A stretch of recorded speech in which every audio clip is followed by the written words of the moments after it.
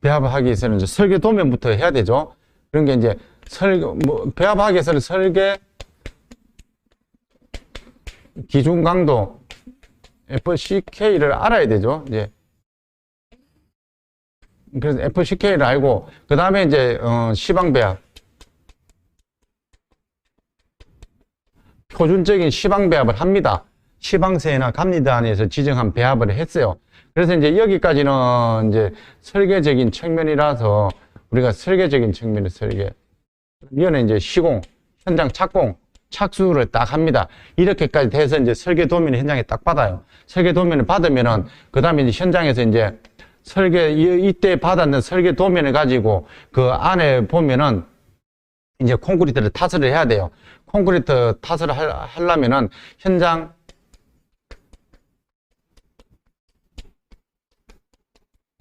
배합 강도 FCR을 산출을 해냅니다. FCR을 산출을 해내고요. 이거에 따라서 우리가 이제 하는데 산출하는데 이제 시방 배합, 현장 배합을 하죠. 현장 배합을 합니다. 실제로 이제 현장 배합을 해요. 요걸 기준을 정한 걸 가지고 우리가 현장 배합을 합니다. 현장 배합을 할 때는 기본적으로 우리가 물 결합제비를 결정을 해야 되죠. 그 다음 물 결합제비를 결정을 해야 되고요. 그 다음에 단위 수량도 결정을 해야 되고 장골제율도 결정을 해야 되고 굵은 골재 최대치수도 골재를 해야 되고요. 그 다음에 슬럼퍼도 결정해야 되고 공기량 그 다음에 골재가 이제 입경, 입도, 분포 뭐 요런 거죠. 함수비 가장 중요한 게 함수비인데 함수비를 결정을 합니다. 공기량, 슬럼퍼 이런 게 들어가 있고요.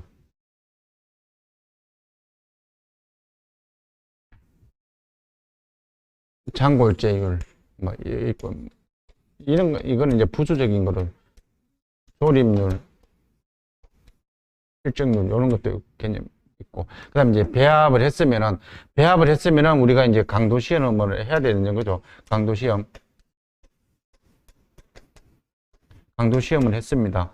강도 시험을 해가지고 강도 시험을 했는데 어쨌든 이때 FCK보다 FCR이 커야 돼요.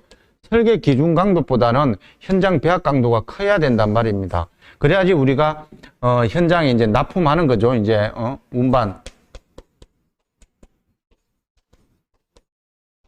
납품을 하는 겁니다. 그래서 강도 시험을 해가지고 이제 이 부분이 안 나오면은 우리가 다시 이렇게 다시 이제 이 부분을 가야 되는 거죠.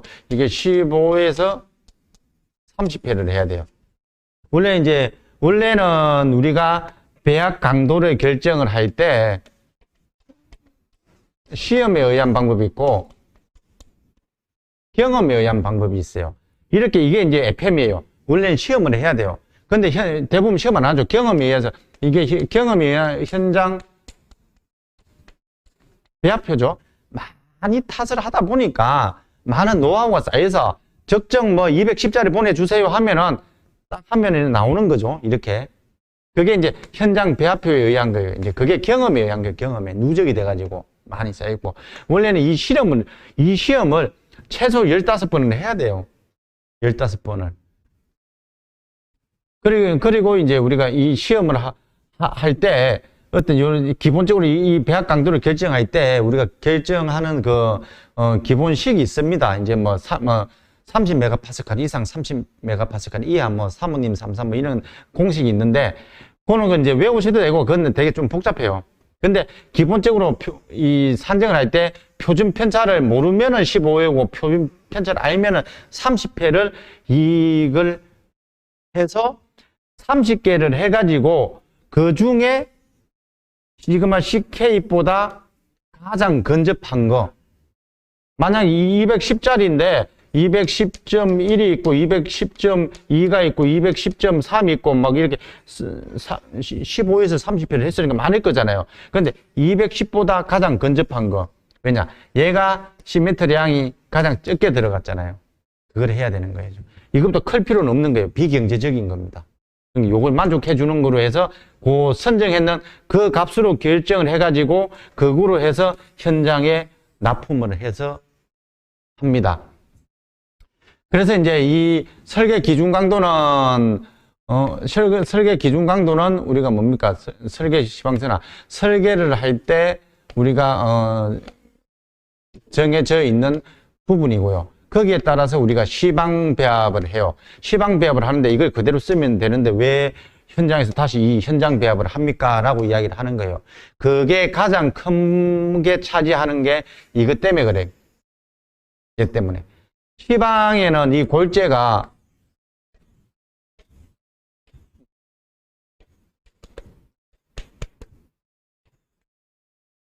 이게 이제 절기표섭,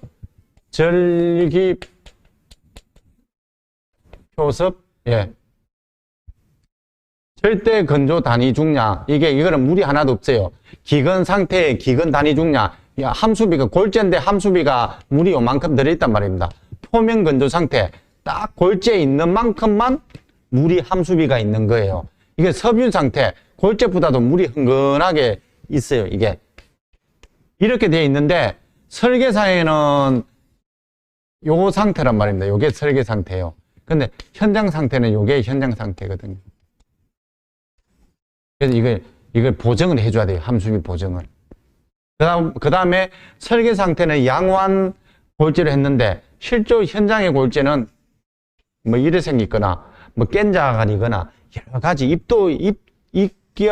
입도가 불량해요. 불량하다는 게 아니고 다르다라는 거죠. 설계할 때의 개념하고. 그래서 그런 것들을 보정해 주기 위해서 현장 배합을 새로 해야 된다. 설계를 보정을 해가지고. 기본적으로 이것만 봐도 이거는 설계할 때 이렇게 해서 설계 기준 강도고 설계 배합 강도를 해서 그렇게 산정을 한 거고요. 기건이나 섬유 상태로 현장에 돼 있단 말입니다. 그래서 이제 우리가 절대 건조 상태에서 여기에서 기준으로 해가지고 이 함수량이라고 하고 현장 상태는 어쨌든 이 상태가 아니고 현장 상태는 이 안에 물이 많든 적게 있든 이 안에 물이 조금 있든 이 상태에서 이 부분이 우리가 유효 흡수량이라고 해요. 유효 흡수량이어서 요 상태까지가 유효 흡수량이고 함수량은 여기에서 이 상태까지가 우리가 물이 얼마나 있느냐가 함수량이에요. 이 부분이 이게 이제 그 골재 제로적인 측면을 보면은 그 골재 부분에는 요 모양이 있을 거예요. 그래서 이제 이게 유효 흡수량인데 유효 흡수량, 유효 흡수율이라고 하고 요거는 함수량, 뭐 유효 함수량 이렇게도 이제 우리가 함수율, 요거는 유효 흡수율, 함수율 이렇게도 이야기를 합니다. 그러니까 이제 현장에서 요 상태가 돼 있으니까 유효 흡수율이라고 하는 거죠. 그래서 이제 우리가 이걸 보정해 주기 위해서 이제 현장에 착공해서 이제 우리가 이걸 기준으로 하는데 어차피 이게 이만큼은 우리가 확보가 돼야 되니까 이 골재를 보정을 해 가지고 일단 보정을 하고 그 다음에 우리가 물 이제 보정을 하고 그래서 이제 현장 배합하는 가장 큰 목적이 그거고 그러면 물 결합제비는 어떻게 산정을 하느냐 우리가 이제 물 결합제비로 산정할 때 뭐 어떤 목적이 있어요. 동해를 내구성을 중심으로 할 것이냐, 동해를 중심으로 할 것이냐. 내구성을 중심할 때는 물결합제비가 60% 이하가 돼야 되고, 물결합제비 60% 이하야 되고, 고강도 콘크리트는 35% 이하여야 되고, 동해를 할 때는 뭐 50% 이하를 해야 되고, 요는 기준들이 있습니다. 그런 기준들을 참고를 해가지고, 물결합제비를 결정을 할 때는, 얘는 강도죠. 강도인데 실험을 하면 이렇게 나옵니다. 실험을 하면은 실험을 우리가 15회에서 30회를 실험을 해야 된다라고 했잖아요. 그러면 무수하게 많이 나오는데 그 중에 하나 21메가파스칼 것보다 큰 거를 가지고 나온 걸 기준으로 해서 여기에서 이제 이게 이제 21메가파스칼이잖아요. 21메가파스칼. 요새는 메가파스칼로 가니까 21.1보다 요게 이제 결정이 되면은 요걸 기준으로 5% 마이너스 플러스 5% 요 범주 내에 들어가는 거로 해서 이제 계속 관리를 하는 거예요, 이게. 그래서 요게 물 결합 제비를 요 부분으로 결정을 하는 겁니다. 요 강도고요. 예. 요게 이제 FCR이죠. 예. 이렇게 결정을 하는 거고요. 물 결합 제비는. 그 다음에 이제 거기에 따라서 이제 물 결합 제비니까 단위 수량을 결정을 하고요. 그 다음에 이제 장골제율. 얘는 골제율이라고도 하는데 장골제율이라고 합니다. 골제가 이제 우리가 1루베에 들어간 굵은 골제와 장골제가 들어가 있잖아요. 굵은 골제도 장골제도 있고. 그래서 이제 장골제율이라는 거는 전체 골제량 부분에 장골제량으로 나눈 게 골제율이에요. 그러니까 전체 골제분에 장골제가 얼만큼 들어있느냐를 보는 거거든요. 그러면 요 1루베 안에 장골제가 많다라는 거는 시멘트량이 많이 들어가요. 그냥 장골제가 굵은 골제 하나보다도 장골제가 많으면은 골제 주변에 시멘트량이 많이 붙어요. 이렇게. 그래서 장골제가 많으면은 시멘트량이 많이 들어갑니다. 시멘트량이 많이 들어가면 수야율이 높아져요. 수야율이 높아지면은 우리가 온도 균열이 발생되고 내구성이 저하되고 이렇게 기본적으로 문제점이 발생이 돼요. 그래서 시멘트량을 어떤 기준치에서는 최대한 적게 넣어야 돼요. 그래서 그런데 또 장골제가 너무 없으면은 굵은 골제만 있으면은 굵은 골제가 많이 돼 있으면은 시멘트량이 여기에 다 들어간단 말입니다. 그러면 그것도 시멘트가 많이 들어가요. 그래서 적정률에 대한 만큼만 들어가야 돼요. 그게 장골제율이 한 49% 뭐 이런 뭐 50% 요 정도 범위 내에서 관리를 해줘야 되는 거예요. 그게 적어도 문제, 많아도 문제예요. 어쨌든 그 부분을 입도와 그런 게 입도, 입경 이런 부분을 고려를 해가지고 1루베 안에 얼만큼 들어가는지 그 율을 고려를 하는 거죠. 고려를 해서 결정을 하는 겁니다. 이 장골제율을. 그래서 G맥스 굵은 골제 최대 치수. 굵은 골제 최대 치수는 철근의 기준적으로 여기 4분의 1 정도만 돼야 돼요. 우리가 겹이만 자리는 골재가 안 빠져들어가서 그게 또 문제예요. 사실은 현장에 보면 따닥따닥 붙었잖아요. 그 부분을 고려를 해야 되고요. 이 피복 두께도 골재 크기를 최대 굵은 골재를 고려를 해야 되고요. 이게 피복 두께가 5cm인데 40mm 골재를 쓰면 안 되잖아요. 우리가 이제 골재를 현장에서 20mm, 25mm, 뭐 보통 40mm에서 이제 왔다 갔다 하는데 이런 40mm 골재를 이 피복 두께가 5cm면은 공기 중에는 5cm인데 5cm짜리인데 40mm 골재 쓰면 안 되거든요. 그 기준들이 있어요. 그래서 이 철근의 간격, 순 간격, 피복 두께의 간격, 또 이 구조물 두께의 간격 이런 것들을 고려를 해서 굵은 골재 최대 치수를 결정을 합니다.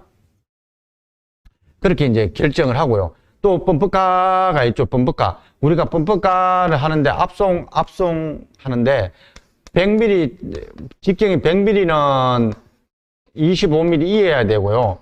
우리가 직경이 125mm는 이거는 40mm까지 보낼 수가 있어요. 그러니까 범퍼가는 100mm로 가서 탓을 하는데 40mm 골재를 사용하면 안 된다라는 거죠. 그 개념이에요. 그러니까. 그래서 이제 우리가, 범퍼카를 사용할 때는 100mm짜리 관이냐, 125mm 관이냐에 따라서 25mm 골재를 사용하는 40mm 골재냐. 그래서 이제 범퍼카 압송성하고도 연관성이 있는데, 요새는 골재를 기준으로 하면은, 요는 것도 고려를 해서 결정을 해야 된다라는 거죠. 그래서 G맥스를 결정하고, 슬럼프 결정은 우리가 뭡니까? 워커빌리티를 작업의 용이성 때문에 고려를 하는 거잖아요. 작업의 용이성 때문에. 그리고 어차피 물하고는 우리가 품질하고 상관없어요. 작업하기 위해서 필요한 거예요. 슬럼프는. 그래서 이제 작업에 따라서 버림 같은 경우는 작업에 대한 큰 그 영향이 없으니까 품질도 그러니까 우리가 버리면 8이잖아요. 8이고 우리가 이제 그 부집이나 어떤 현장의 구조물이나 이런 형태나 모양이나 수중 콘크리트나 이런 걸 다 고려를 해서 우리가 이 슬럼프를 결정을 하는 거죠. 예. 그렇게 해서 이제 슬럼프로 결정을 하고요. 그 다음에 이제 우리 공기량이 겨울에 치면은 우리가 4.5에서 7%까지 중에 결정하는 거고, 보통은 한 4.5%에서 2.5% 이내로 하는 거고요. 골재는 우리가 골재를 결정하는데 이제 입경으로 하느냐, 입도, 함수비 이런 것들을 보정을 해줘야 됩니다. 보정을 해줘야 되고요. 예. 그렇게 이제 해서 우리가 현장 배합 강도를 다 했어요. 해서 배합을 실제로 해가지고 강도 실험을 해서 나옵니다. 최소 15번 정도로 해서 그 중에 가장 작은 부분으로 하는 거예요. 하는 부분으로 결정을 해서 우리가 타설을 해서 납품을 해서 타설을 합니다. 예. 한 10분간 쉬었다가 다음 시간에는 시공하겠습니다.